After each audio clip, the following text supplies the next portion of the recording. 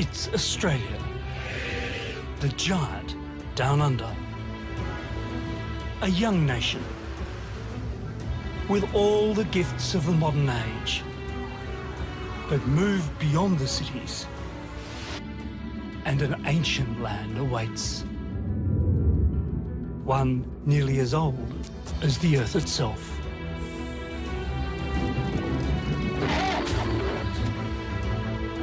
Australia is a puzzle put together in prehistoric times. And the clues that unlock the mystery can be found scattered across Australia's sunburnt face.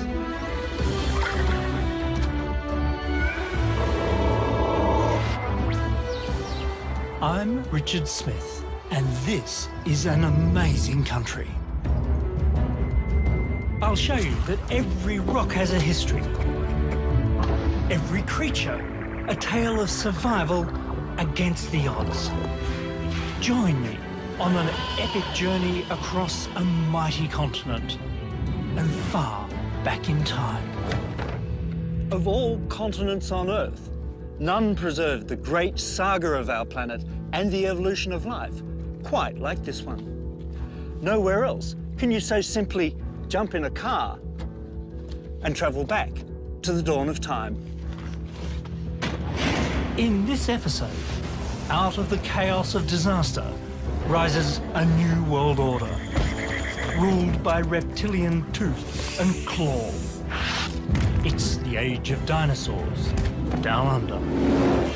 Join me as I retrace the footsteps of predators and prey and dive into a long-lost sea.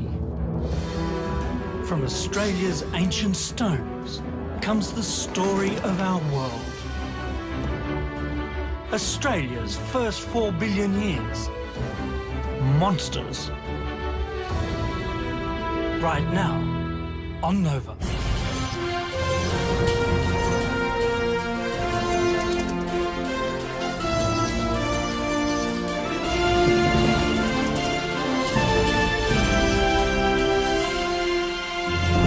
Major funding for NOVA is provided by the following. The David H. Koch Fund for Science, supporting NOVA and promoting public understanding of science. And by the Corporation for Public Broadcasting.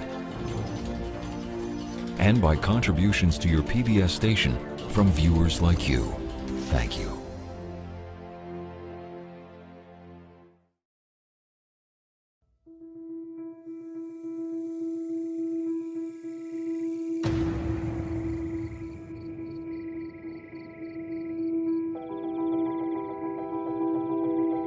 It's a long journey back to our modern world from distant, ancient Australia.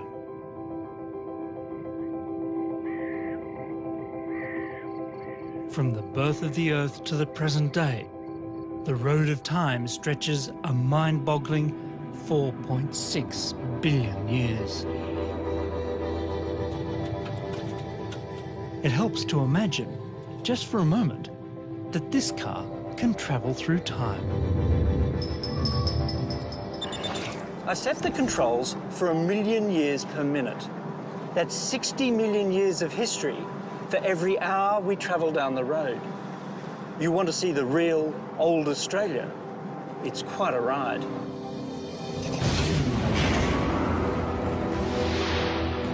Your destination is the Mesozoic.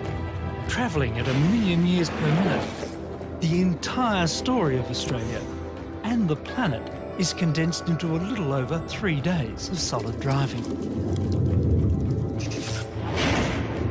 And for most of those first 3 days, we have roared through the infancy and childhood of the Australian continent. Now, with 70 hours of my journey behind me, and only another 4 to go, we've arrived at the start of Australia's wild adolescence. It's the Mesozoic.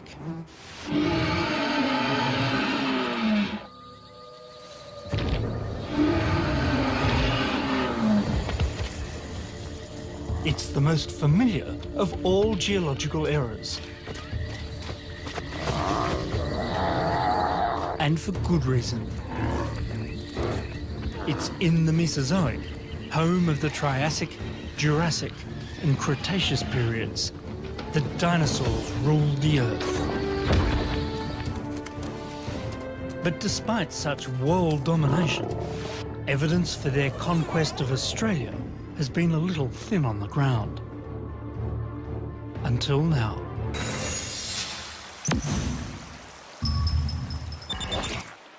Time for the age of dinosaurs.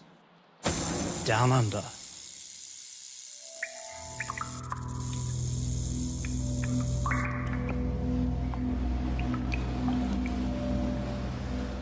The Triassic, the first of the three great periods that made up the Mesozoic, got off to a pretty shaky start. The Permian crisis, the world's most catastrophic extinction event, was over. But gone with it was perhaps 95% of the biological diversity of the planet. Around the world, life had been all but wiped out in the sea and devastated on land.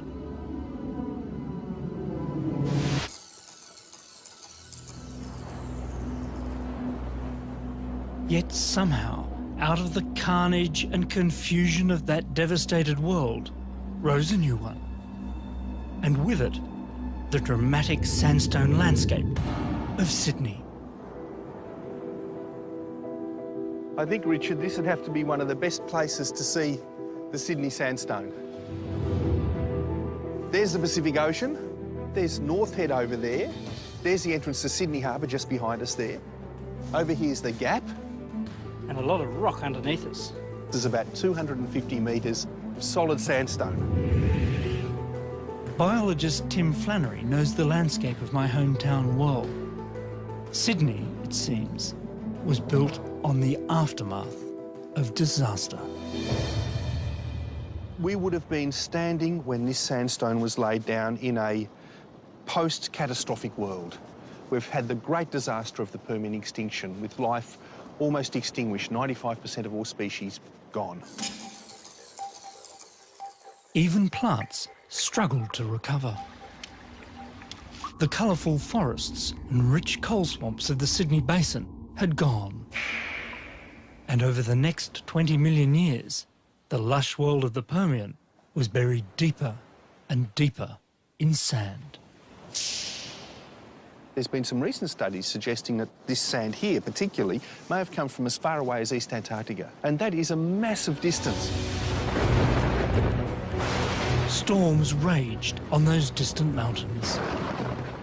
And rivers thundered from their denuded slopes, carrying unimaginable quantities of sand northwards across vast, spreading floodplains. This rock talks to me of a time when life was slowly recovering, but there's not even enough life and vegetation to hold the banks of the river together. It's just this great braided system running across the landscape. I can just imagine standing there, seeing these ripples 6 metres high, imagining this world where the physical processes of the planet are just laid so bare. These sand grains saw that. The sun that was shining down on the planet then struck those sand grains that we're standing on now.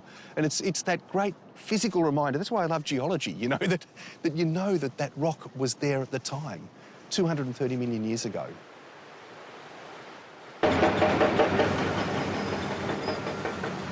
Shifting sand has turned to solid stone, and the debris from the end of the Permian world is now the foundation for a new one.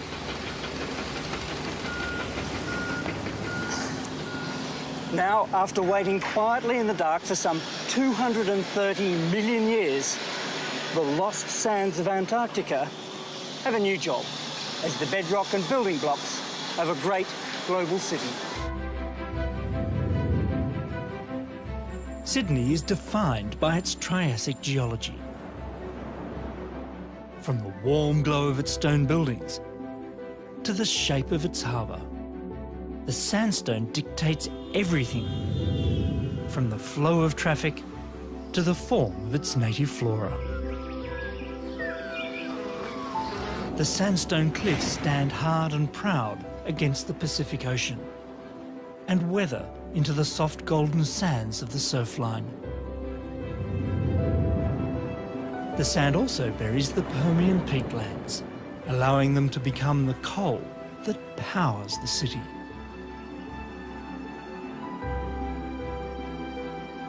And rising to the west, this same sandstone forms the rocky ramparts of the Blue Mountains and the Great Dividing Range. All of this, a legacy from the dark days when the Earth nearly died.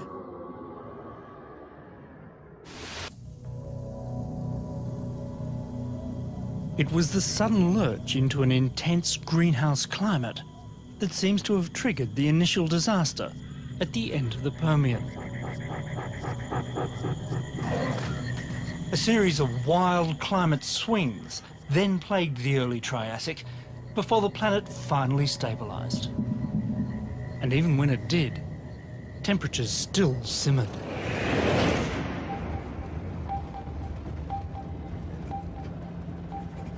Conditions would have remained pretty hot and dry no matter where you went on the planet. Australia was still part of the supercontinent Gondwana, but Gondwana was now part of a supercontinent called Pangaea, where all lands were one, and given a decent four-wheel drive, you really could have gone just about anywhere. Australia had joined the wild bunch, though it was very much at the bottom of the continental pack.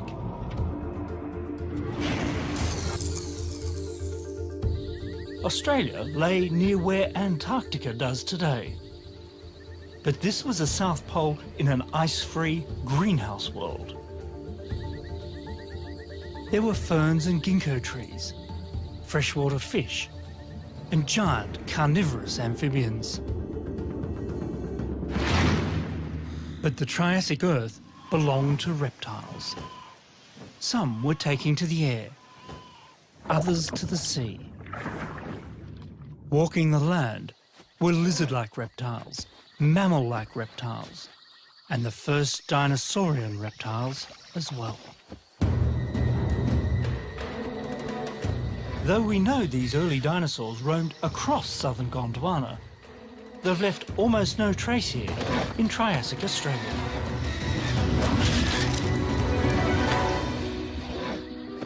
But the evidence for Australian dinosaurs is out there, if you know where to look.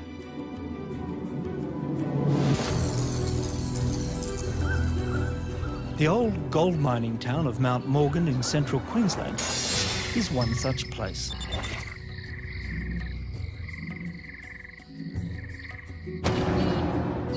When the old miners excavated clay from a nearby hill, what they dug away was the mud that once filled a Jurassic lake. So this was all lake deposit yes. here? Okay. So we're in underneath where the dinosaurs walked on the edge of that freshwater shallow lake. Left behind in the rocky ceiling are the three-toed imprints of dinosaurs that walked on the lake's muddy fringe. The ghosts of dinosaurs past still haunt these caverns. There's a few up here. Oh, yes. These footprints, and those from other mines, help flesh out a Jurassic Australia rich in forests and waterways.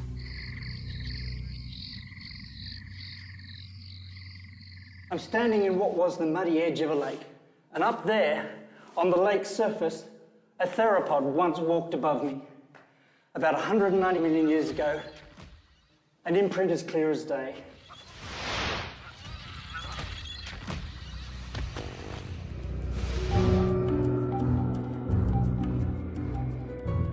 But Australia is big and old and red and flat. This is a geological landscape that has kept its Mesozoic secrets well hidden. The botanical landscapes Australia's dinosaurs walked in, though, are much easier to experience. You can still walk in them today. The Mesozoic was a great time for plants. The Earth was an ice-free greenhouse world, warm and wet. Thick forests spread around the globe, and the southern lands of Gondwana were no exception. Cycads, ferns and ginkgos were common, and had now been joined by the tree ferns that still abound in the rainforests and gullies of eastern Australia. But the standout trees of Mesozoic forests worldwide were the giant conifers. Luckily, some of those giant conifers are still with us. This towering sentinel is a Queensland bunya pine, and it's remarkable not only for its great size, but because it's so little changed. The bunya, hoop and kauri pines of eastern Australia are well-known living fossils from the days of the dinosaurs. But in 1994, the ultimate pinosaur was discovered. The Wallamai pine, a green giant 130 feet tall and hiding only 100 miles from Sydney. Here, in a couple of secret canyons, are less than 100 of perhaps the oldest surviving tree species in the world. The spitting image of fossils from as far away as Antarctica.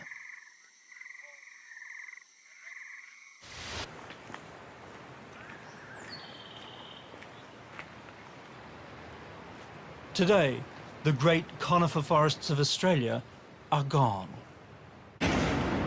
But the few surviving pockets allow you to dream of the days when you could have driven from coast to coast with not a eucalyptus leaf in sight.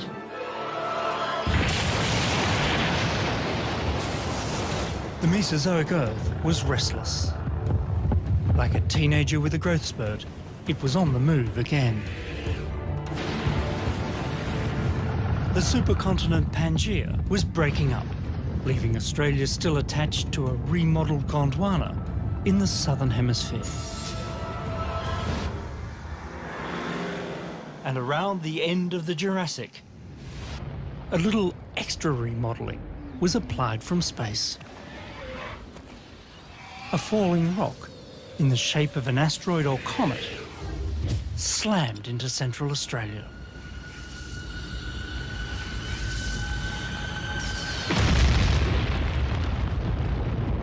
It was a bullseye that you can still see, almost bang in the middle of the continent. As impressive as it is, Goss's Bluff, or Naralla to give it its indigenous name, is a shadow of its former self. Most of the original 13-mile-wide crater has been worn away. What's left is merely the bowl punched deep into the earth below ground zero.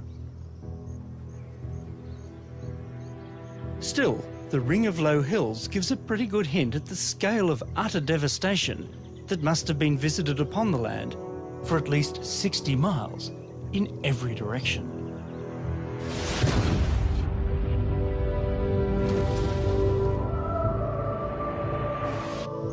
Sometimes you get a chance to truly grasp the scale of past geological events. And when you do, it's truly humbling. It wasn't the Goss's Bluff impact that did in the dinosaurs, but it was a portent of dangers to come.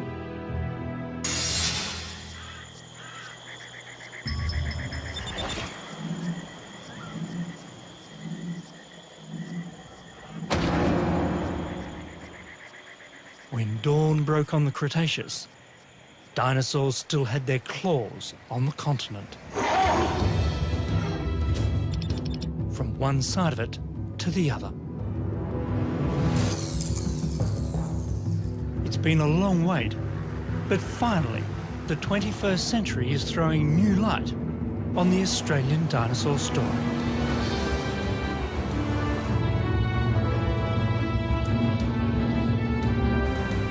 For years, The ancient secrets of the Kimberley coastline near Broome have been guarded by extreme tides and extensive crocodile-inhabited mudflats.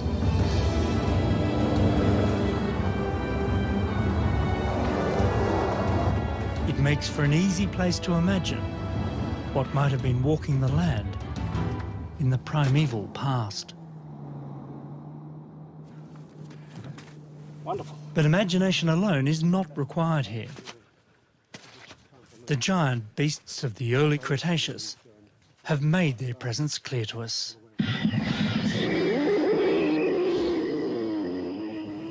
The first clear chapter in Australia's rather secret history of dinosaurs starts here, on the beaches near Broome in the Kimberley.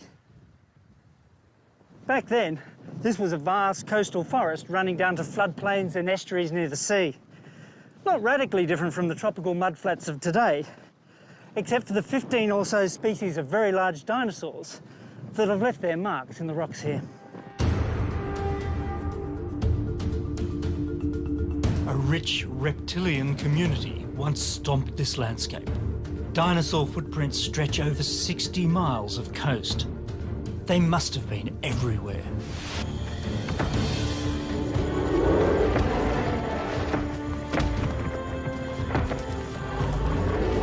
Even a suspected stegosaur left its mark here. One of only a handful of such five-toed prints in the world. But the largest and most abundant footfalls belong to the towering vegetarian sauropods. And this is the trackway of one large sauropod that came wandering past Broome around 132, 135 million years ago.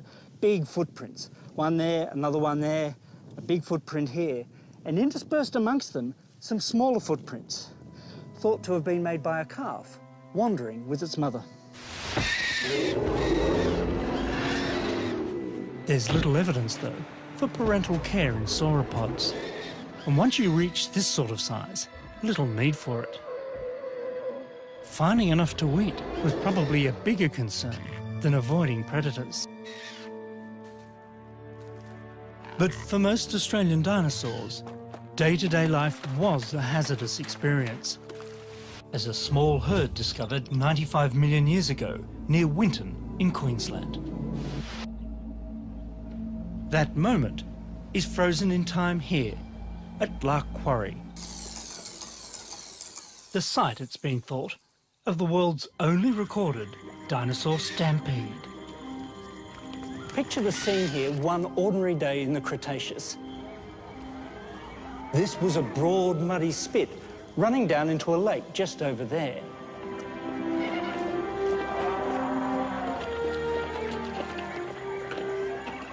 Now, sometime during the day, a mixed herd of small dinosaurs wandered across the mud to take a drink at the water's edge. Here you can see the very clear footprints of a small chicken-sized meat-eater, and here the emu-sized tracks of an ornithopod dinosaur.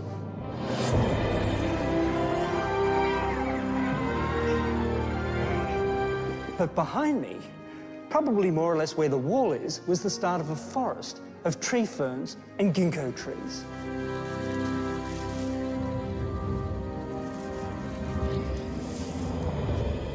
These rich forests, dominated by conifers, provided shelter and food.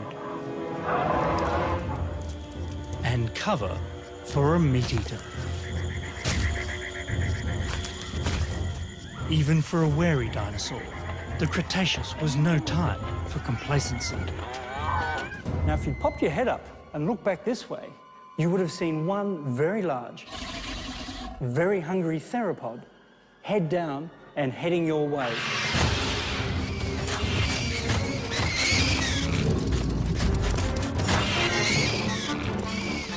In the pandemonium that followed, 150 terrified dinosaurs scattered in all directions, sliding on the mud and crashing into each other as they raced to reach the relative safety of the forest beyond.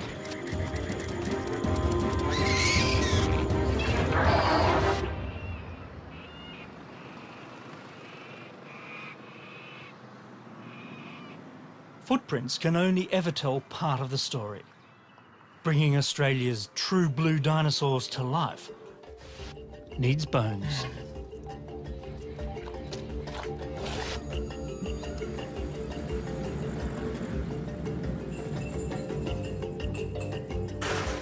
And finally, those bones have also started turning up. Here's your coffee. Oh, thank you. How's it going? Slowly coming together, very, very slowly. They've come to occupy a very special place in the lives of sheep farmers David and Judy Elliott. Only about 10,000 pieces to go. You're going well. Yeah, I'm doing really well. Yeah. And yes, that is a dinosaur on their kitchen table. It's a pile of rock that's got tiny bones in it. And we've dubbed it Chook, or Chookie, because that is about the size of the animals that the bones relate to. So it's Chookie. Hunting dinosaurs was never part of the Elliott's business plan. But they're fast becoming experts. This dinosaur site that we're going to is probably the most exciting and it's definitely the most significant of what I've found so far. And it's a place that's produced a tremendous amount of material in quite a short time. The Elliots began their dinosaur odyssey by accident. Pretty much by tripping over the bones of some dead ones on their property. So, Dave, this is a big hole in the ground? Yeah, here we are. This is where it all started. If you can imagine 95 to 100 million years ago, we were sitting in a lush rainforest area. Look back in the north and where we have nice, flat open grasslands, that would have been an inland sea. And what we had is these big rivers coming in and bringing silt and just depositing silt. So slowly that sea was being pushed back to the north. So this country here was cool, it was lush, it was green. The rivers would have been full of lungfish and turtles and big crocodiles and freshwater fish. From what they've seen so far, David's convinced the dinosaurs being unearthed have a unique Australian pedigree. The dinosaurs out here are totally different. And that's so true for just about everything Australian, isn't it? Even us. we're a little bit different, aren't we? Before the dinosaurs showed themselves in Western Queensland, Winton was most famous for a song. A visit to this billabong, an outback waterhole, inspired bush poet Banjo Patterson to pen the country's most famous national tune.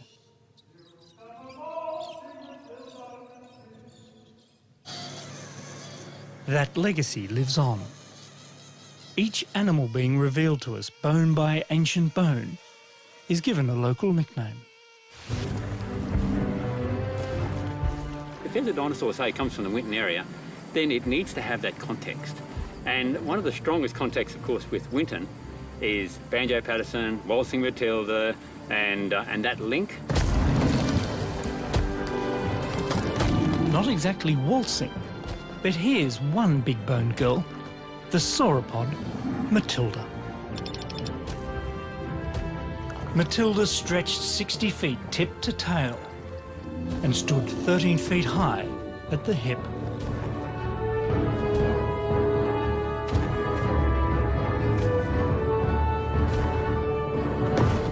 And then there's Banjo himself, the fearsome southern hunter. You look at these things and they're just skinny bones, really. They don't look all that significant. But you start fleshing these bones out and putting sinews on them, putting muscles on them. And then you put that leg on that animal as it would have stood, and you can see that what we're dealing with isn't any spring chicken. It is one hell of a big and very dangerous dinosaur. And it's not the sort of thing that you'd particularly like to have chasing you up the garden path or down the hallway.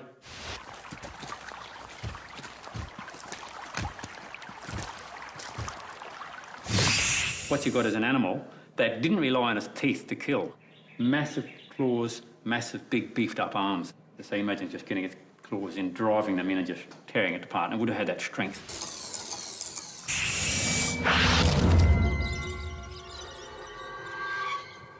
In an extraordinary twist of irony, it now turns out that the spot where the bones of both Banjo and Matilda were found was indeed a billabong.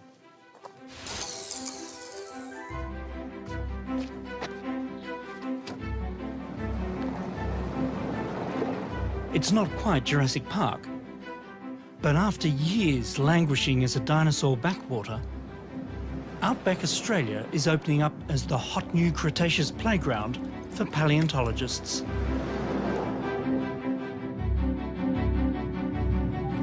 It's always been a big country out here, and after an unusually wet year, this red landscape is so green, it even looks like it could carry some pretty large livestock.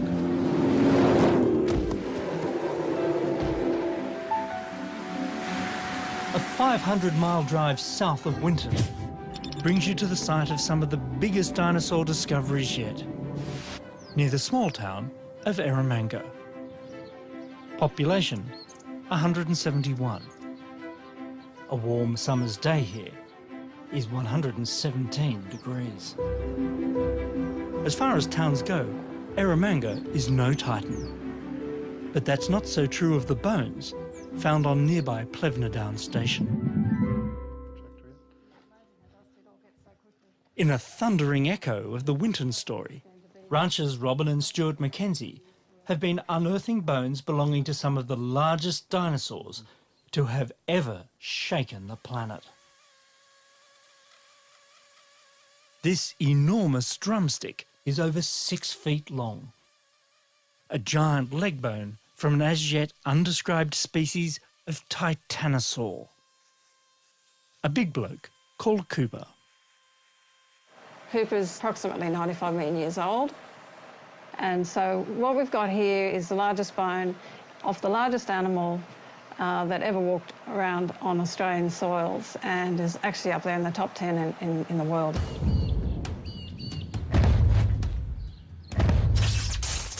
At over 100 tonnes, and with a hip height as high as the hotel roof, this giant would have barely fit in Eromanga's main street. Australia is really in a natural history revolution. There's dinosaurs being found all over Queensland, central Queensland, from Winton down to Eromanga, and even in southern Australia. So in the last decade, we've found hundreds and hundreds of dinosaur bones, from the smallest dinosaurs to the largest. There's no stop to it now. For a tiny town, Eromanga can make some big claims to fame. Being the furthest town from the sea in Australia is another one. But it wasn't always so. Ask a geologist and they'll tell you the town has lent its name to the largest inland sea in Australian history. By the middle of the Cretaceous, ocean levels were on the rise again, climbing 600 feet above today's levels. With the centre of the continent already subsiding, the sea flooded in to Central Australia. Today, Eromanga's only reliable source of water comes from underground, the Great Artesian Basin. 1909, it was first sunk. It's one of the largest artesian basins on the planet. It's 160 psi of pressure at 100 degrees Celsius. Got to be very careful working around it.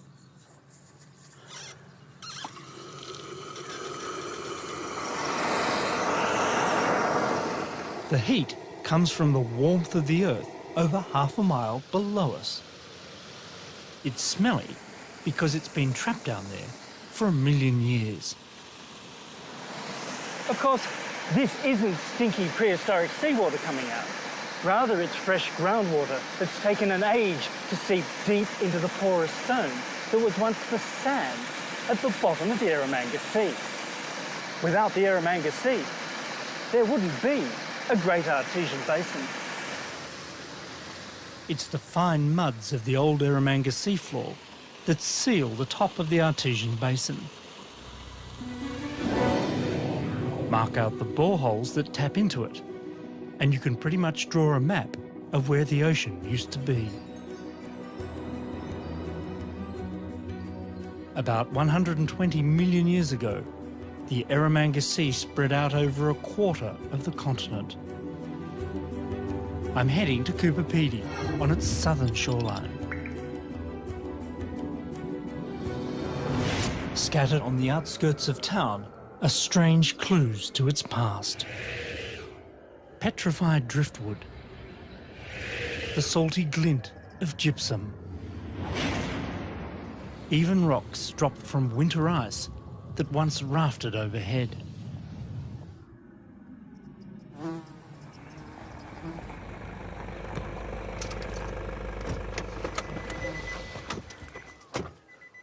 Today's mysteriously beautiful landscape was once a seascape. When the first European explorers made it out here to Central Australia, some of them expected to find an inland sea. Now, we all know they failed, but not because it was a silly idea. They just got here 120 million years too late. Arrived when the tide was still in, and you would have found the Eromanga Sea full of monsters. Toothy marine reptile monsters like plesiosaurs and ichthyosaurs. Air-breathing animals that had returned to the sea. Both these types of reptiles are known to have hunted in Eromanga waters. And they died here too. Sometimes a corpse sank to the seafloor and fell all the way to the future.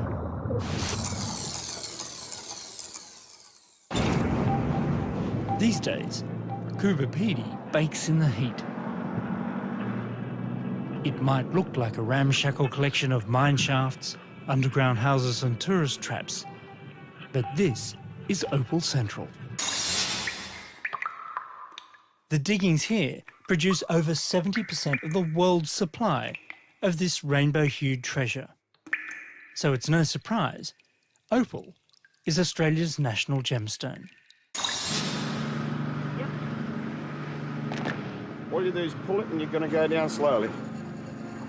Feel like an ant. Yeah, don't go looking up too much. Brothers Steve and Drago Marjanovic make their living prizing these precious stones from the ancient seabed on the outskirts of town. This is their daily commute, a tight fit dangling on a wire 70 feet down a giant wormhole. Wow. Hi, Drago. Come, mate. Drago has offered to lead marine reptile expert Maria Zamet and I deep into the prehistoric Eromanga seafloor. The brothers have dug an extraordinary catacomb of shafts and tunnels into a Cretaceous marine graveyard. So, Drago, is it hard to tunnel through this? Oh, yeah. Opal formed here, it's thought, when silica-laden water leached through the rock, pooled where it met resistance, and then slowly evaporated. Occasionally, when this mineral-rich water encountered a fossil, a biological treasure became a mineralogical one as well. Wow, that is just beautiful. That green one is stunning. And it's clearly a shell. You're absolutely right. You can really see that they're shells. I mean, that tells us a little bit about the seabed that was here at the time. However, for me, of course, the favourite are the vertebrate fossils, so the parts of those marine reptiles that you do occasionally get opalised.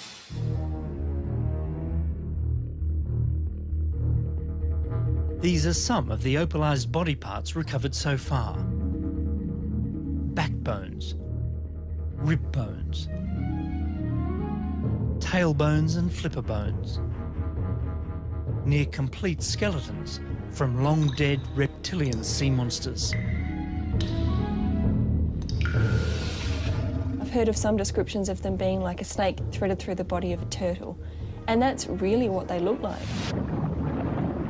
They've got these gigantic flippers attached to this body, and then you've got this long neck stretching out in front. Enough plesiosaur remains have now been found to determine that many found in the area were juveniles. You do see some that are only about this big.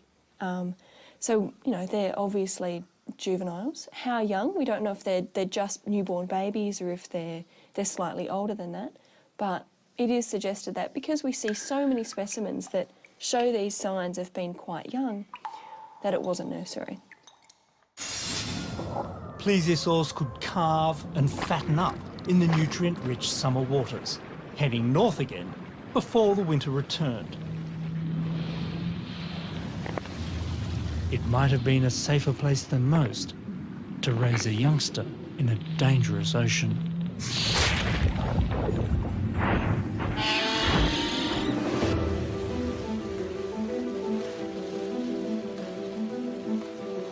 Sail out into the Eromanga Sea and you would have encountered a host of strange Cretaceous sea creatures.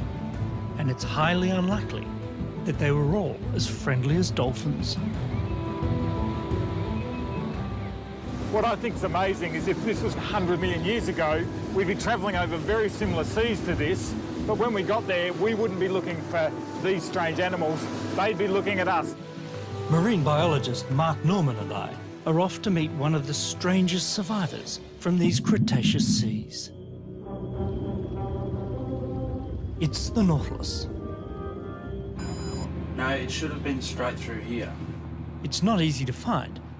These days, this ancient mollusk hides away far below the reach of daylight and divers on the deepest reef walls in the Coral Sea. A trap has been sitting at depth overnight, set with some unusual bait.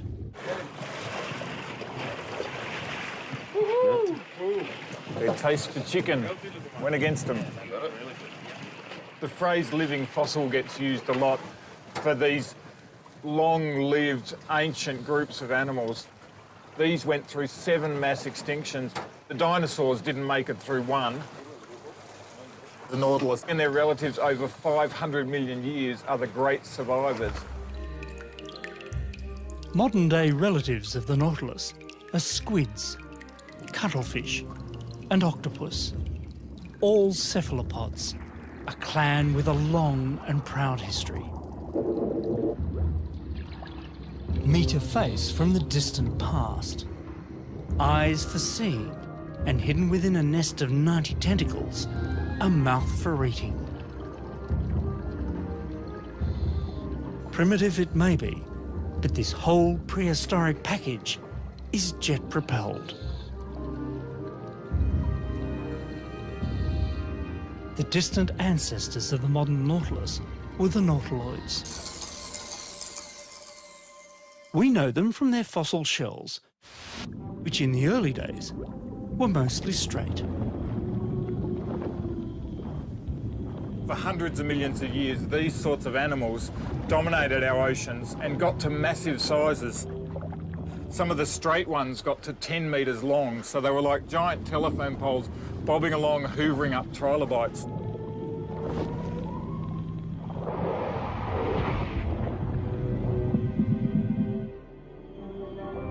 By the Cretaceous, it was the nautiloids' coiled cousins, the ammonites, who ruled the molluscan world. Some grew larger than tractor tyres, and they must have had an appetite to match.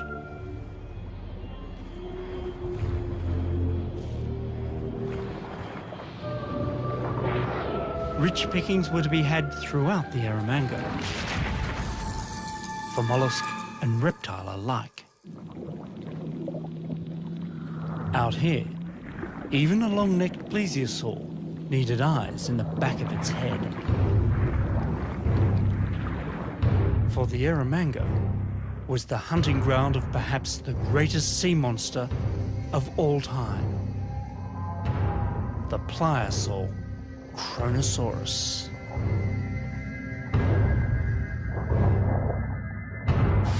So here we have just the skull of Kronosaurus queenslandicus, the largest marine predator of all time. We start at its snout, we go past these amazing teeth, these crushing, bone-crushing teeth, back to the back of the skull. Here is where the actual eyes would have been, and right where I'm standing, 2 metres away, is the back of the skull.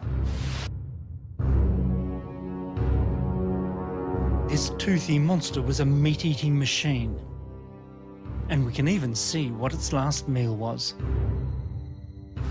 Right here is a rib cage of Kronosaurus. And inside its stomach, we can see the vertebrae of its meal. This is a long-necked plesiosaur, and it even preserves the stomach stones from this animal. On top of that, we have turtle. So this animal was eating long-necked plesiosaurs and turtles.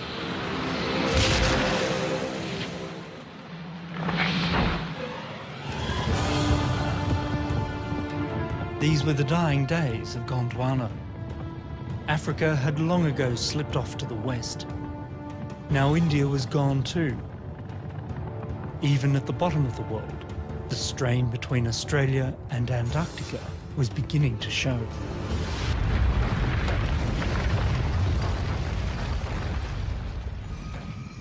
Marking the boundary between the separating continents was a rift valley, rich in forests, lakes and rivers. But this entire landscape lay within the Antarctic Circle, so close to the South Pole that in the summer the sun never set, and midwinter would be dark for months on end. And that made it interesting when dinosaurs started turning up here as well. For over 3 decades, paleontologist Tom Rich has been on the hunt for bones of animals that lived in these primeval polar forests. There aren't many places anywhere in the world where you get polar dinosaurs, so that makes this site and this area particularly important. Australia was one of the most isolated blocks of land at that time in the world, so things we might find out about this are things we won't find anywhere else. It's almost as if there's an independent experiment in evolution going on here.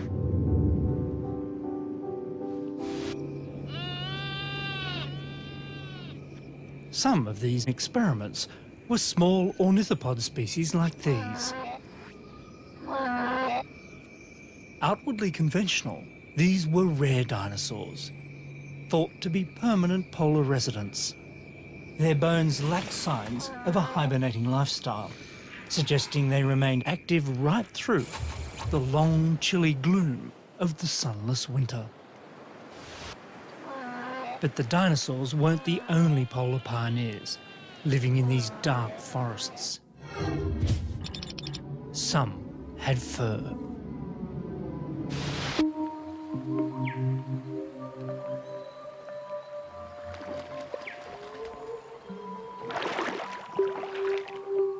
While reptiles may have ruled the world from the poles to the tropics, it's easy to forget they didn't have the planet all to themselves.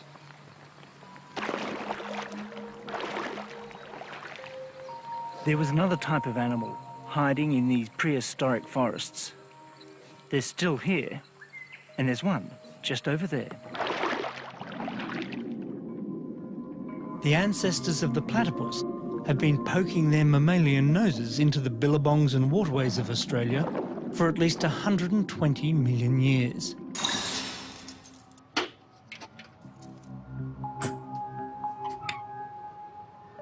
Proof is kept locked in this safe at the Australian Museum in Sydney. It's another opalised national treasure, a tiny lower jaw from an ancestral platypus. A wonderful iridescent gem recovered from a Lightning Ridge opal mine. Warm-blooded, furry, and for the most part small, the mammals we know existed at the time could hide and hunt in the shadows of the giants. They were born survivors.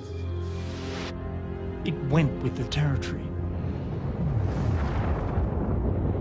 Like all empires, the reign of the dinosaurs was coming to an end. And they might have seen it coming if they looked to the sky.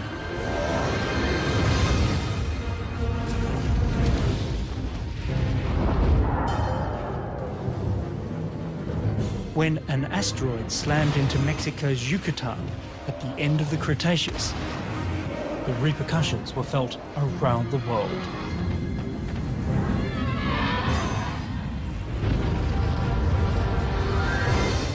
though Gondwana and Australia escaped a direct hit, within an hour of impact, bits of pulverised Mexican seafloor flung into space began raining back down all over the planet. In places, it would have turned the sky as hot as a giant rotisserie.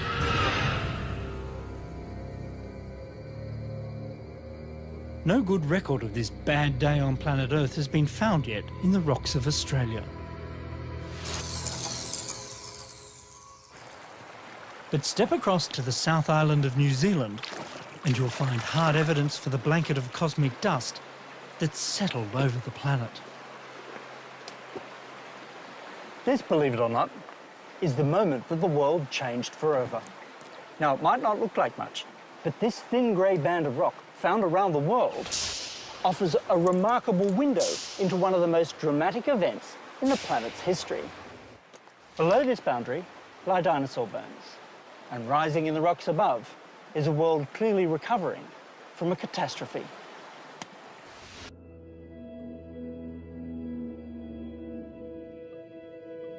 The days were numbered for any Australian dinosaurs that clung on after the initial impact. A tremendous darkness, it's thought, in the form of soot, dust and smoke, settled over much of the world in the immediate aftermath, lasting months, years or even decades. Temperatures plummeted, plants withered, dinosaurs disappeared.